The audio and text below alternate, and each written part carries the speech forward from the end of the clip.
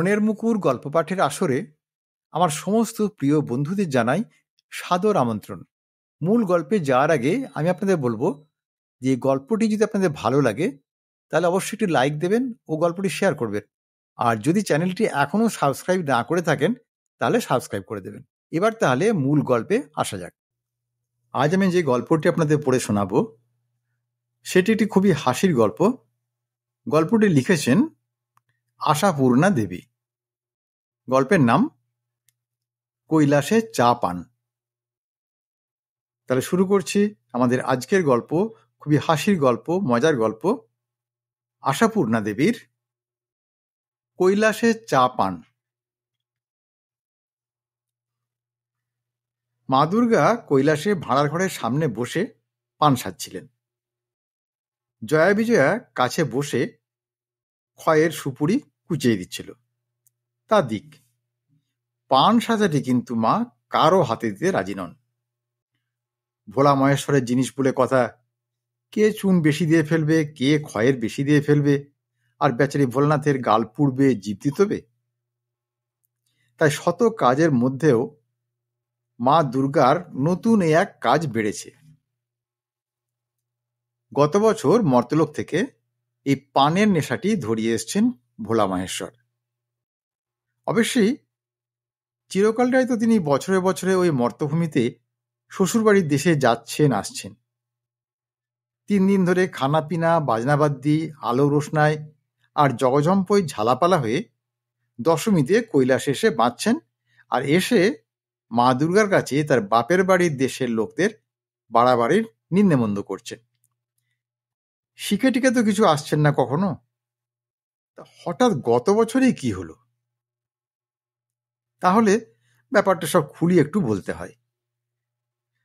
চিরকালই পুজোয় কাঁচা চালের নৈবেদ্যের চূড়োর উপর ফাঁকা পানের খিলি বসানো থাকে, আর পুরুত ঠাকুর তাই নমনম করে নিবেদন করে সারেন। কিন্তু গতবারে খেজুর বাগান সাইকেল ক্লাবের সার্বজনীন পুজোয় চোঙা প্যান্ট আর নামাবলী শার্ট পরা ভক্তরা হঠাৎ এ দৃশ্য দেখে বলে উঠেছিল, এ কি ঠাকুর মশাই, পানের খিলি ফাঁকা কেন? ঠাকুর দেবতার সঙ্গে ফাঁকির কারবার, মশলা কই? পুরুত বললেন, পুজো করে চুল পাকালাম বাবা, নৈবেদ্যের পানে তো কখনো মশলা থাকতে দেখিনি, ফাঁকাই তো থাকে।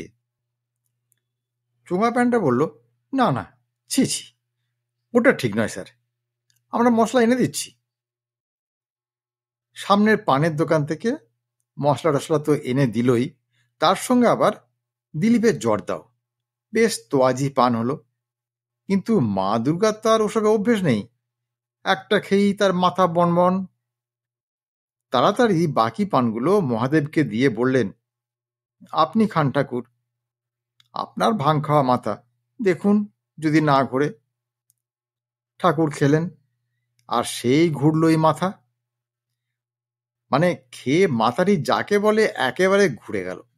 ভাবলেন, আহা, এ কি জিনিস! এমন মধুর জিনিস থেকে এতদিন বঞ্চিত ছিলাম। সিদ্ধি খেয়ে খেয়ে তো অরুচি ধরে গেছে। মিঠে পানের সঙ্গে আবার দিলীপের জর্দা, আহা, অতুলনীয়। চুপি চুপি বললেন, দুর্গা, এই পান বানানোর ফর্মুলাটা তুমি শিখে যেতে পারো? মা দুর্গা বললেন, ফর্মুলা শিখে আর কি হবে, কৈলাস শিখে আর পান পাতা পাওয়া যাবে? দেখো, একটা গাছ পুঁতলে হয় না? দুর্গা হাসলেন, হ্যাঁ, এ কি লেবু গাছ, পেয়ারা গাছ যে পুঁতলেই হলো? ওর চাষ আছে, তার নানান ঝঞ্ঝাট আছে। তবে বলেন যদি তো বস্তা কয়েক নিয়ে যেতে পারি, নন্দীভৃঙ্গির মাথায় চাপিয়ে। শিব বললেন, ওরা দুজনে আর কত পারবে, তোমার জয়া বিজয়াকেও লাগিয়ে দাও। দুর্গা মাথা নেড়ে বললেন, না, ওদের হাতে অন্য জিনিস থাকবে। নন্দীভৃঙ্গি, ওরা তো গন্ধমাদন বইতে পারে। ব্যাপারেই মা দুর্গাও বছর 2 হলো মর্তলোক থেকে একটি পদভ্যাস করে বসে আছেন। সেটি প্রকাশ করেননি। রান্নাঘরের কোণে বসে সেরে নেন, জয়া বিজয়াও পেশাদ পায়। তো তারও একটা ইতিহাস আছে। বসন্তপুরের বিখ্যাত মুখুজ্জে বাড়িতে হচ্ছিল মায়ের পুজো, খুব রমরমা। কিন্তু মুখুজ্জে কর্তার সে বছর খুব শরীর খারাপ। ডাক্তার বলেছে উপোস চলবে না, অন্তত একটু চাও খাবেন। তা বরাবর কর্তা মহাষ্টমীতে উপোস করে আসছেন, এবার খেতে হবে, তাই মন খুবই খারাপ। ছেলের বউ একটা বড় পাথরে গেলাসে করে চা দিয়ে গেছে। বিশুদ্ধ চা খেলে যদি উপোসের দোষ কিছুটা কাটে। তা মুখুজ্জে কর্তা সেটি নাড়াচাড়া করছেন, মুখে তুলতে তার হাত উঠছে না। ছেলে বকাবকি করে গেল, কি বাবা এখনো খাননি? মুখুজ্জে কর্তা তখন দেবীর সামনে গেলাসটা বসিয়ে দিয়ে বলে উঠলেন, মা তবে তুই আগে একটু পেশাদ করে দে। অগত্যায় মাকে অলক্ষ্যে সেই চায়ে চুমুক দিতে হলো। ব্যাস, তারপরই অস্থির, ঘোরতর চিন্তা। জয়া, খোঁজ নে তো এই জিনিস কোথায় পাওয়া যায়, কি করে বানাতে হয়। অতঃপর চুপি চুপি মর্তর থেকে টিন কয়েক কৈলাসে নিয়ে এলেন। এবছরেও এনেছেন। তা রেখে রেখে না খেলে আর কদিন চলবে? আর নন্দী ভৃঙ্গির চোখে পড়ে গেলে তো ওরা তো মিনিটে মিনিটে উড়ুনে কেটলি চাপাবে। এই যে বস্তা বস্তা পান এলো, তাও তো প্রায় শেষ হয়ে এসছে। তবু তো জয়া হিমালয়ের এক গভীর গহ্বরে, মানে প্রায় ডিপ ফ্রিজে তুলে রেখে দিয়েছে পলিথিনের ঠোঙায় মুড়ে। তাই না পচে টচে যায়নি। কিন্তু তাই বা কদিন চলবে? যতই মা দুর্গা গুনে গুনে খরচ করুন না কেন, সামনের পুজো পর্যন্ত কি আর পৌঁছবে? তাই শিব ঠাকুরের খুব মন খারাপ। ভাবছেন বলবেন, দুর্গা কাল থেকে দুটোর বেশি পান খাবো না। এমন সময় হঠাৎ শিবের আসন টলে উঠল। চমকে বলে উঠলেন, নন্দী দেখ তো কে কোথায় ডাকছে। নন্দী কৈলাসের উঁচু চূড়োর থেকে দেখে বলল, একটা লোক আপনার এক মন্দিরে হত্যে দিচ্ছে। এই সেরেছে। আবার কার কি হলো রে বাবা? নন্দী, কোন মন্দিরে? নন্দী আরো বুক ঝুঁকিয়ে দেখল। আগে ওই জয়গ্রামে জল্পেশ্বরের মন্দিরে। আচ্ছা লোকটা কি চায়? প্রভু কি আর বলবো, ও মামলায় জিততে চায়। শিব ঠাকুর নিঃশ্বাস ফেলে বললেন, আচ্ছা নন্দী, এদের নিয়ে কি হবে বলতো? মামলা জিততে চাই, তাও আমার মন্দিরে হত্যে। তা কি আর করবে, আপনি ছাড়া গতি কোথায়, জিততে তো হবে। বলি লোকটা ভালো না মন্দ রে?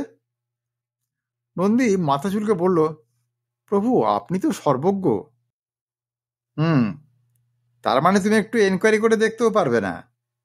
তা কি করে লোকটা তা জানো? জানলাম আগে, মানে অবলোকন করে দেখছি লোকটা পানের কারবারি। হ্যাঁ? মহাদেব চাঙ্গা হয়ে বসলেন, কিসের কারবারি? নন্দী খুব উদাস গলায় বলল, আগে পানের পানের ব্যবসা করে, নিজের পানের বড়জো আছে। শিব ঠাকুর ভাঙের নেশা ছেড়ে সোজা হয়ে বললেন, বলো কি নন্দী, আর এই লোক অসুবিধায় পড়েছে, হতে দিচ্ছে? যাও যাও, চটপট চলে যাও, স্বপ্নাদেশ দাও গে। ভয় নেই, ভয় নেই। আর এই নিয়ে যাও আমার একটু বিভূতি, এর মধ্যেই আমার একটু শক্তি মিশিয়ে দিলাম, দেখবে এই লোক যেন কিছুতেই না হারে। তো ওর নামটা কি? নন্দী আবার পৃথিবীতে উঁকি দিয়ে বলল, আগে ওর নাম বিরিঞ্চি ঘোড়েল। তা বেশ বেশ, তা মামলাটা কিসের? ওই যা হয় প্রভু, জমি জায়গা বিশ্ব সম্পত্তি নিয়ে জ্ঞাতির সঙ্গে। আচ্ছা ঠিক আছে, ওই জ্ঞাতিটাকে একেবারে গো হারান হারিয়ে দিবি, চটপট চলে যা। মরতে যাওয়ার নামে তো নন্দী এক পায়ে খাড়া। আহা, ওখানে কত মজা, কত আমোদ। পুরা কৈলাসে কি আর সিনেমা আছে, সার্কাস আছে, মেলা আছে, রাত দিন বাজি বাজনা, সভা ফাংশন আছে? হুঁ, তাড়াতাড়ি সেজে গুজে মা দুর্গাকে প্রণাম করতে যাচ্ছে, তখন ভৃঙ্গি ধরল। হ্যাঁ, বেশ মজায় আছিস দাদা, তো কদিন থাকবি? কি জানি, দেখি কদিনে কাজটা মেটে। তাহলে এনতা সিনেমা দেখবি তো? নন্দী একটু হেসে ভৃঙ্গির পিঠ চাপটে বলে যায়, মন খারাপ করিস না, পরের চান্সে তুই যাস। ভৃঙ্গি খুব বেজার গলায় বলে, যাব না কেন? মরতে যখন মরক মহামারী হয়ে বাবার আসন টলবে, তখন বাবা আমায় পাঠাবেন। ভৃঙ্গি গোঁজ হয়ে বসে থাকে। নন্দী মা দুর্গার অন্দরের দিকে এগোয়। কিন্তু ওখানেও এক কাণ্ড। ওখানেও পৃথিবীর এক ভক্ত আকুলি বিকুলি প্রার্থনায় মা দুর্গার আসন টলিয়ে দিয়েছে। বিজয়া এনকোয়ারি করে জেনেছে, জয়গ্রামের পঞ্চু ঘোড়েল নামের এক লোক মা দশভূজার মন্দিরে মাথা খুঁড়ছে আর মোটা মোটা মানত করছে যে তাকে মামলা জিতিয়ে দিতে হবে। মা দুর্গা তো প্রথমে ভারী রেগে উঠেছিলেন। উফ, কি জ্বালা! জগতে এত জীব সৃষ্টি করলাম, এ মানুষগুলোর মতো এত আবদেরে বায়নাবাস্তার একটা দেখলাম না। বাঘ, সিংহী, হাতি, উট, সাপ, ব্যাং, মাছ সবাই তো আমার সন্তান। তারা কে কবে আবদার করছে যে মা আমার এই করে দাও, ওই করে দাও, তাই করে দাও। আর ওই মানুষ রাত দিন ডাকাডাকি আর দাও দাও, মা আমার অসুখ ভালো করে দাও, আমার বাড়ি করে দাও, গাড়ি করে দাও, ছেলে মেয়ের পরীক্ষায় পাশ করিয়ে দাও, বড় চাকরি করে দাও, ভালো বিয়ে দিয়ে দাও, আমার মান দাও, যশ দাও, রাজা করে দাও, মন্ত্রী করে দাও। ওহ, এ লিস্টে আর ফুরবে না। আবার মামলা মোকদ্দমাতেও জিতিয়ে দাও। উফ! বিজয়া গোমড়া মুখে বলেছে, তা যাকে যা শিখিয়েছ মা, সে তাই তো শিখেছে। অন্য সব জীবজন্তুকে ডাক ছাড়া তা কিছু শেখাওনি, তারা সেই ডাকই ছাড়ে। ঘৌ ঘৌ, মিউ মিউ, হি হি হি হি, হাম্বা হাম্বা। আর মানুষকে তুমি ডাকতে শিখিয়েছ, সে তাই করছে, রাত দিন ডাকছে। শুধু শুধু কি আর ডাকবে? তাই দাও দাও করছে। মা দুর্গা রেগে বলেছেন, হ্যাঁ, খুব যে কথা শিখেছিস, বছর বছর পৃথিবীতে গিয়ে এইটি হয়েছে, তা যে ডাকছে সে করে কি?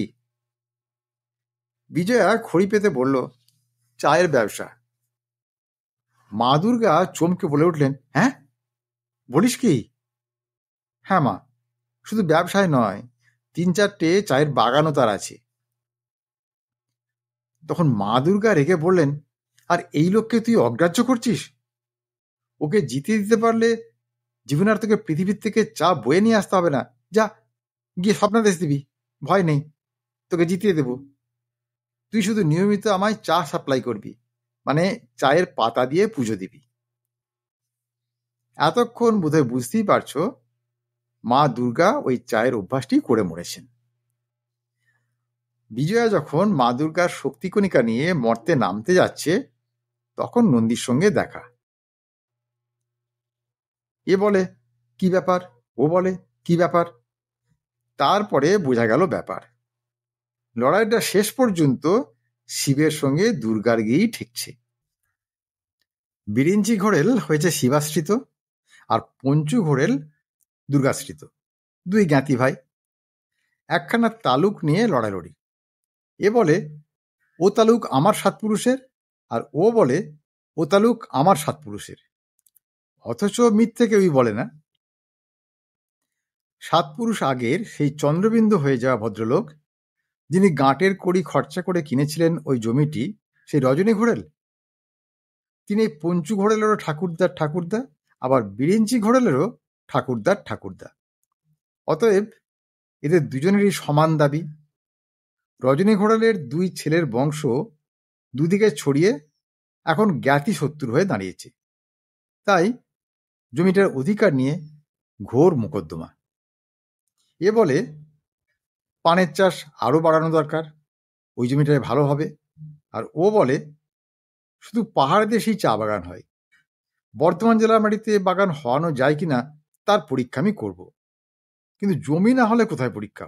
পুকুরের জলে? দুজনেরই যুক্তি আছে।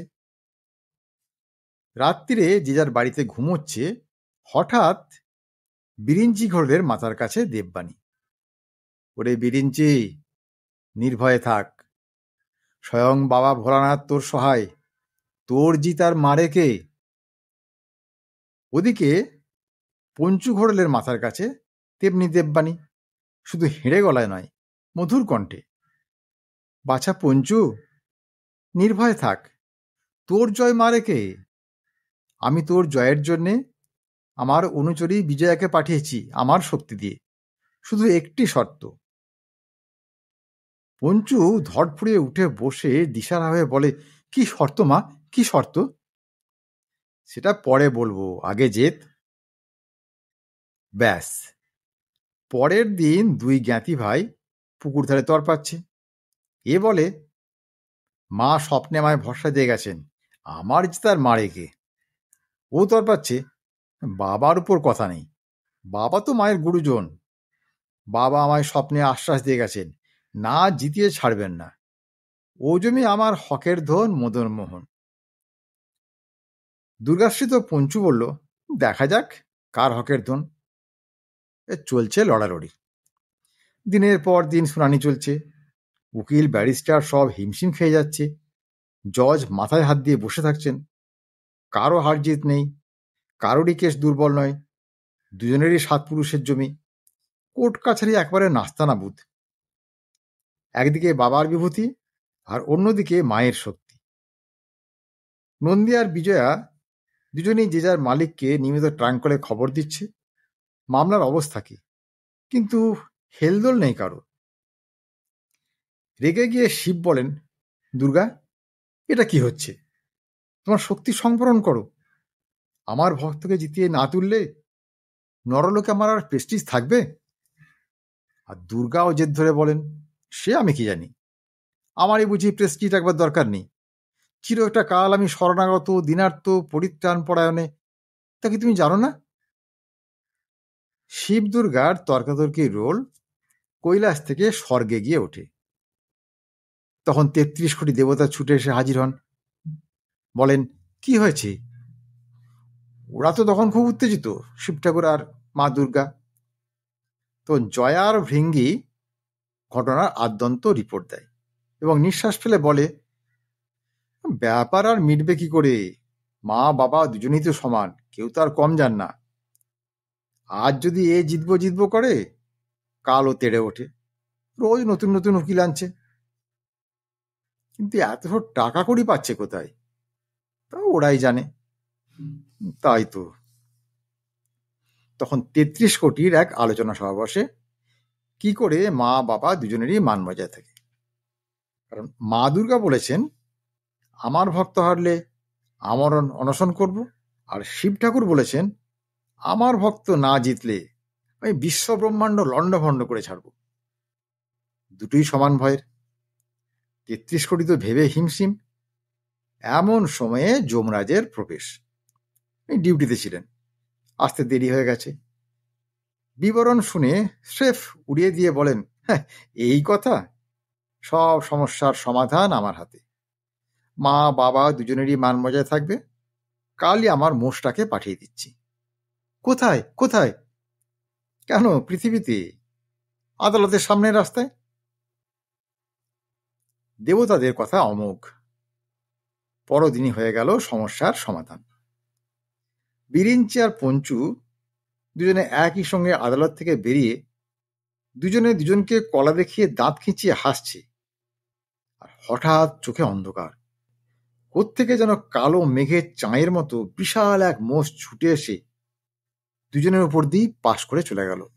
আর দুজনেই স্রেফ কাদা। রাস্তার লোকে তুলে হাসপাতালে পাঠাতে গিয়ে বুঝে পায় না কোনটা কার হাত পা। গভীর অন্ধকার থেকে আস্তে আস্তে যখন আলোয় চোখ মেলল বিরিঞ্চি আর পঞ্চু, কিছুই চিনতে পারে না। কি, আদালত, বাড়ি, হাসপাতাল? উঠে বসে দেখল পঞ্চুর মাথার কাছে মা দশভুজা, আর বিরিঞ্চির মাথার কাছে জল্পেশ্বর শিব। শিব বললেন, বাবা বিরিঞ্চি, কোনো কষ্ট হচ্ছে নাকি? বুঝতে পারছি না প্রভু। তুমি কে, মনে আছে তো? কি আশ্চর্য, মনে থাকবে না? আমি বিরিঞ্চি ঘোড়েল, পানের কারবারি। দেশে বড় লাগাবো বলে জমি নিয়ে। ঠিক আছে ঠিক আছে, সামান্য নিয়ে ভাইয়ের সঙ্গে ঝগড়ায় কাজ কি? এই দেখো, অগাধ অপরন্ত সব জমি পড়ে আছে, সব তোমার। শত শত পানের বড়দ লাগাও। বিরিঞ্চি রেগে বলে, বললে তো ঠাকুর, কিন্তু এত জমির খাজনা দেবো কোত্থেকে? আহা, খাজনাটা না তোমায় কিচ্ছু দিতে হবে না, তুমি শুধু প্রতিদিন আমার ওখানে কিছু করে পান পাঠিয়ে দেবে। বিরিঞ্চি উপুড় হয়ে পড়ে বলে, সে আর বলতে, কিন্তু প্রভু এই জায়গাটা কি?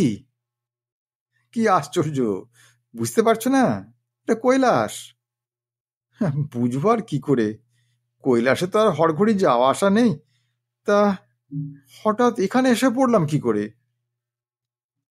বাবা মৃদু হেসে বলেন, সে কথা জিজ্ঞেস করো না বৎস, তবে তোমার কারবারের বারবারত্ব করতে একটি বুদ্ধি আমি তোমাকে দিই।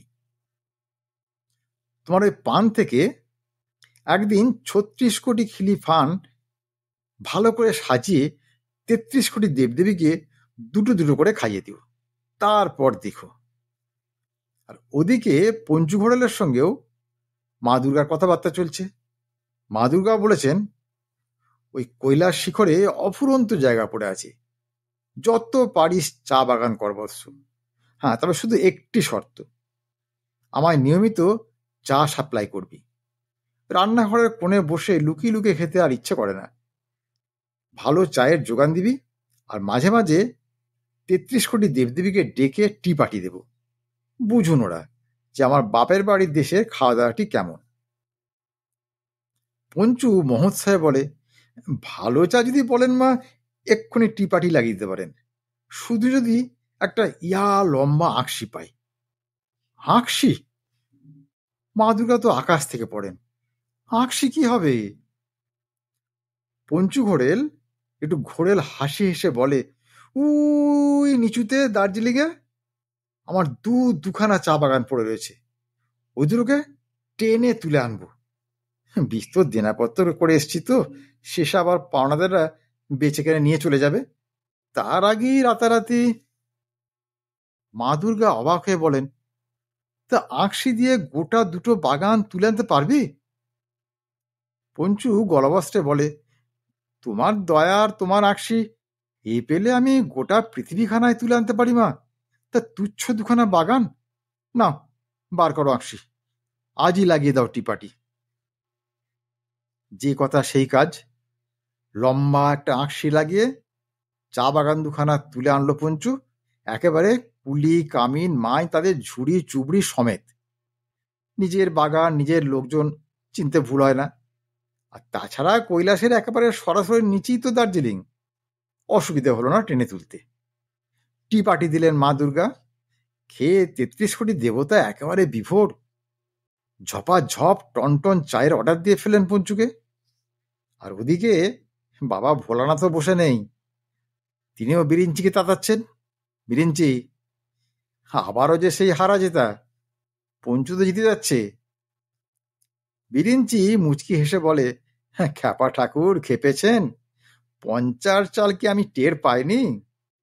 আগেই নন্দী ভৃঙ্গি 2 দাদাকে পাঠিয়ে আমার বারুইপুরের 3খানা বড়জিকে আমি উপরে আনিনি? 36 কেন, একেবারে 72 কোটি খিলিপান মজুদ রেখেছি, টি পার্টির শেষে মুখশুদ্ধির জন্যে। দেবতা পিছু 1 গন্ডা করে পান ধরে দেব। যে কথা সেই কাজ, পানও ফেলনা হলো না, সে নিয়েও দেবদেবী মহলে কাড়াকাড়ি আর অর্ডার দেওয়ার হুড়োহুড়ি। তদবধি কৈলাসে চার পানের চলন। মোড়ে অমর হয়ে যাওয়া পঞ্চু আর বিরিঞ্চি সমস্ত কৈলাস ক্ষেত্র জুড়ে চায়ের বাগান আর পানের বরজ করে ফেলে অবিরত তাদের তদবির করে চলেছে। আর যারা খাবার তারা খেয়েই চলেছেন। আজকের গল্প তাহলে এখানেই শেষ করছি। গল্পটি কেমন লাগলো তা কমেন্ট করে জানাবেন, আর যদি ভালো লাগে তাহলে একটা লাইক দেবেন ও গল্পটি শেয়ার করবেন। আর যদি মনের মুকুর চ্যানেলটি এখনও সাবস্ক্রাইব না করে থাকেন তাহলে এখনই সাবস্ক্রাইব করে দিন। আজ তাহলে আসি বন্ধু, খুব শীঘ্রই আবার হাজির হব এরকম একটি সুন্দর গল্পের ভিডিও নিয়ে। ততক্ষণ সবাই খুব ভালো থাকুন, সুস্থ থাকুন, আনন্দে থাকুন। নমস্কার।